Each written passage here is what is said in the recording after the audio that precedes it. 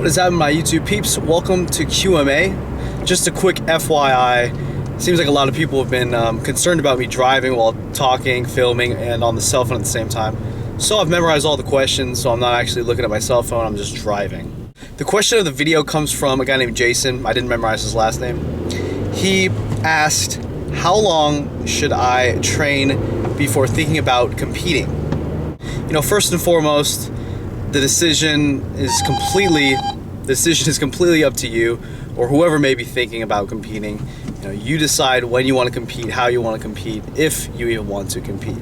Don't let anyone else make that decision for you, because in the end, it has to be something for you that you want to do, because there's truly not much material reward for doing a bodybuilding competition, especially a natural bodybuilding competition. There's very little to no physical material reward. It's all personal, it's all self-gratification. So you really have to have your own reasons, your own personal reasons for doing a competition at all. So just get that down first of all, that you aren't going to win anything. There's no money. I mean, the trophies are trophies. It's not really something that, it's like a car. So there's not that much value materialistically to actually competing, to winning competitions. So just get that down real quick. Now on to your actual question. How long do I think a person should train before competing? It depends on how competitive you want to be in the short term and in the long term. It's interesting because there's different classes. You have teens, you have juniors, you have novice, you have the open, and you have masters for people who are 40 and up. Obviously, if you were to do the teen competitions and you wanted to be as competitive as possible, you know, you'd wait until you're 19, as old as possible to be in the teens, so that you could win or basically have more time to build muscle than the other teens. I mean, but if you think about it, it's not like a huge deal. Like, it's crazy because I see there's competitive bodybuilding, but then there's this whole aspect of it to me that's like, it's like not really competitive regarding other people. It's more so it should be competitive for the individual against him or herself. So it's weird because, you know, someone could always have better genetics than you. Someone could always have outworked you, outsmarted you, whatever, and just showed up at a competition and just whipped your ass, made you their bitch. And who's to say that you weren't competitive, or that you didn't have a great physique, or that you didn't improve? I think the best way to compete is to give it your all, come in as shredded as possible, and look at yourself, evaluate yourself, and then, what's up? Sorry I interrupted. Some guys were like, where did you get that shit? And they're looking at the car mount. I was like, Amazon.com, brother. So, anyways, back to the question. It seems like I'm making a fat tangent on the actual subject. How long should you lift before competing? Okay, so you have the teens class. If you, for whatever reason, had some sort of goal to be the top #1 overall for a class, if you were a teen, do it at 19 and just build as long as possible, do the latest shows as possible, whatever. It's crazy because the way I see competitions, it's like, I don't know, it's so weird because I see certain competitions and the caliber of physique is greater in some competitions compared to others. In some competitions you have like seriously 3 competitors, 2 competitors, perhaps even 1 competitor in a specific class, and in other competitions you might have, you know, 20 people in a single class. So it's like, it's hard to determine what actually is competitive. It's so fucking weird. Okay, so you have that. You want to be a teen champ, do it at 19. After that, you have the novice. What do I suggest for the novice? It usually, to me, it seems like someone with maybe between 3 to 5 years of training could do well in the novice. Hell, even 1 or 2. It all depends on who you're competing against, who just happens to show up on competition day. Based on the competitions that I have been to in the novice class, it's in the natural leagues. It seems like a lot of the competitors are probably anywhere between 1 to 4 years in their training careers. So 1 to 4 years seems like they happen to do that. Any more than 4 or 5 years, I mean, you'll just completely, if you're a smart, intelligent trainer, you know how to work out, you know how to do nutrition, you know how to come in shredded. If you've been training for 4 or more years, you should do pretty well in a novice class. If you have at least average or better genetics, you should do pretty well in the novice class. That's all I gotta say. And then you have the open. That's where anyone could come up. You could have someone who's been training for their entire life. You could have someone who's been training for a few years, a few days. You could have freaking 40-year-old men, 45, 50-year-old men, 30-year-old men in the freaking open class. And for example, I had 30-year-old, 40-year-old men in my open class. Not in my open class, but for example, in the open overall. And yeah, even in my open short classes, I had 20-year-olds, 30-year-olds, and 40-year-olds. So if you think about it, there can be people who are 40 years old competing against you. That's double or triple your training career. Sometimes quadruple your training career. Actually, I guarantee you there's people working out for 4 times as long as me that I've competed against. And it's not to say that you can't do well or you won't do well. I did pretty well. And it's hard to give you a straight answer on this. How long should you train before competing? That, dude, it's like so up to you. It's so up to you. Some people reach certain levels of muscularity and development sooner than other people. For some people, it may take only a couple of years to reach a physique that is pro-worthy, or pro-worthy for certain shows, certain regions, that sort of thing. And for some people, it may take up until your 30s or 40s to have that sort of physique. And for some people, they just get lucky. For example, no one shows up in the open class, and there's seriously only like 4 or 5 competitors in the total open class. If you have something like that, you can get a pro card pretty easily. You could be training for a few years and come in shredded, perhaps get a pro card. So it's really hard to answer this question, bro. How long should you compete? I mean, if you wanted to, if for whatever reason natural bodybuilding was just epic to you and you wanted to be the shit, I mean, you might want to take like 4 to 5 year off seasons and compete every 4 to 5 years. So let's just say you're 20, go ahead and compete, see where you're at. Compete when you're 25, compete when you're 30, 35, 40. I mean, it's totally up to you as a person, because natural bodybuilding as a sport, it's not much of a sport in terms of there's so many facets to it that it's hard to really determine what it is. Is it a hobby? Is it a sport? What is it? Is it a pageant? It's really hard to determine it. There's so many facets, it's ridiculous. And it's such a complex question. How long, what do you guys think? How long should a person train before competing?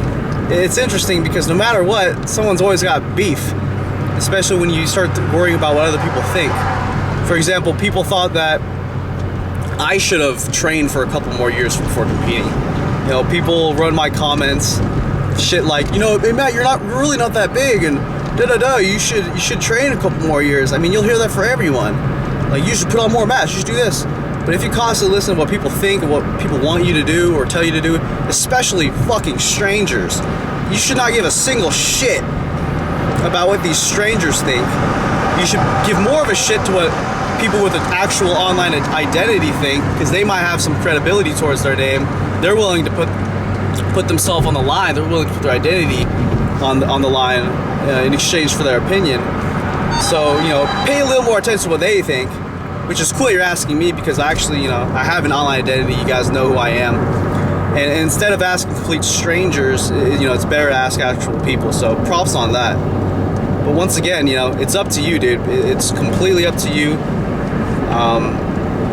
Something that may be a good idea for you, if you want to see what you'd have to be up against, look to, say if you were trying to get your pro card, go ahead and look at the competitions in your area, within a 50 to 100 mile radius. Look at all the competitions in your area within the full entire year, and look at the shows individually. Look at the results of the past couple years, especially the last year. So you go ahead, look at the results of the last year of multiple shows in your area, natural shows if that's what you're into, and kind of size up what you would compare yourself to them, how you compare yourself to them. Look at their size, their vascularity, look at their size, conditioning, etc. Look at the ages, look at how competitive each class is, especially the class that you're going to be going into. For example, the Open, if you want a pro card, just look at the Open, look at how competitive they are. For example, I did that. In the early 2011, I looked at the 2010's Natural Muscle Mayhem. I saw Cecil Green, and I was like, "Holy shit!" That didn't phase me or nothing, because I see him and I think to myself, I have to beat that. All right, I'll push myself to the limit, and I'll make my workouts count. And I'll hit my freaking nutrition spot on. So it actually motivated me. But go ahead and look at who you're competing against, who you could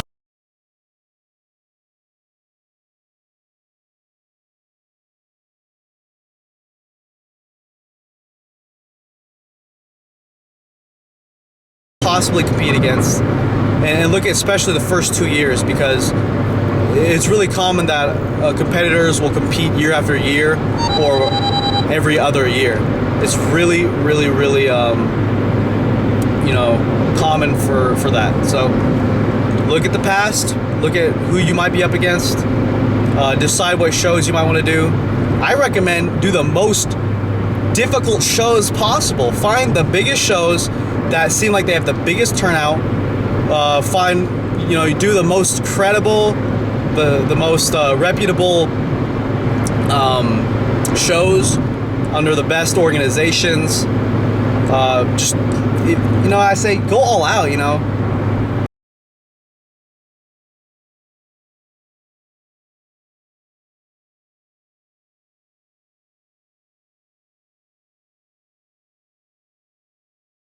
That's why I never did the novice, because I looked at it, I was like, why do I want to, it's like playing a game on easy, you know what I mean? It's like, how much am I going to grow from this experience? I mean, although it's almost the same thing. If I competed novice and Open, I would have just won the novice overall, and that's that. But because I did the Open, I didn't win 100% win anything, just because it's so goddamn competitive compared to the novice. It's insane. Shit, people calling me and shit. Alright, sorry that my brother called. So in the last couple of minutes, I was trying to think if there's a more objective, scientific kind of answer or style of approach to answering this question. And the only way I can think of a solid, objective way to answer this,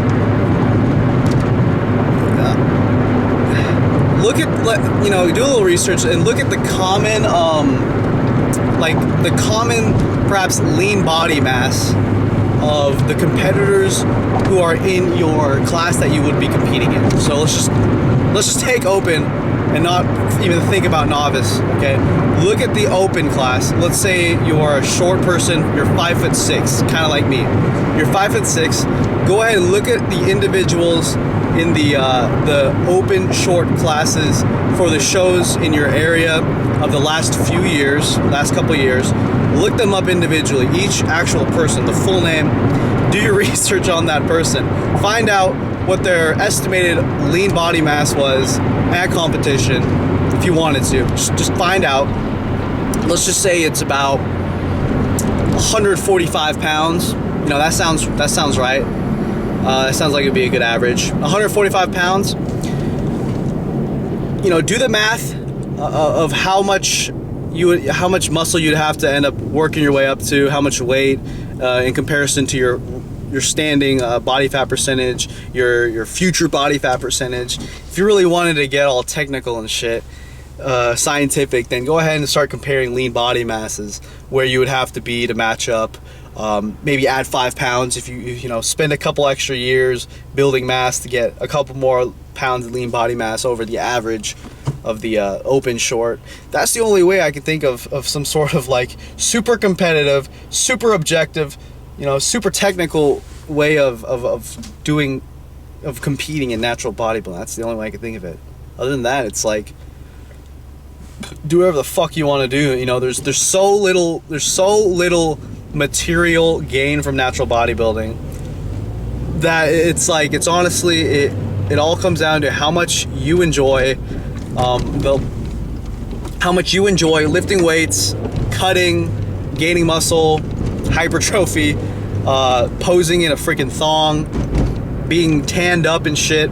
It all depends on how you individually enjoy that. If you don't like putting tanning stuff on, if you don't like being in front of a crowd of people, if you don't like people admiring, straight up muscle worshiping you, then you probably won't like competitions.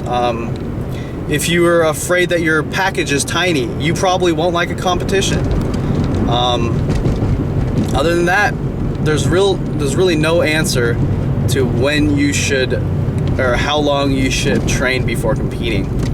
I mean, I could tell you 20 years, just because, if you know, why don't you just spend age 20 to 40 building as much muscle as possible, and then when you turn 40, start cut like a motherfucker, and get stupid ripped, like 4% or less, and then just annihilate an open show. But hey, what did you win?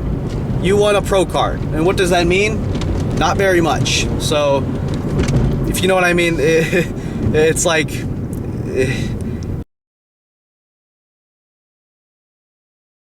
it's a very, very touchy sort of hobby sport. It's like, I see so much more win in the person who really enjoys what they're doing, and more so enjoys the rest of their life, the other parts of their life when it comes to bodybuilding. The person who really enjoys themselves, what they're doing, in combination with the bodybuilding, that's the person who's really winning.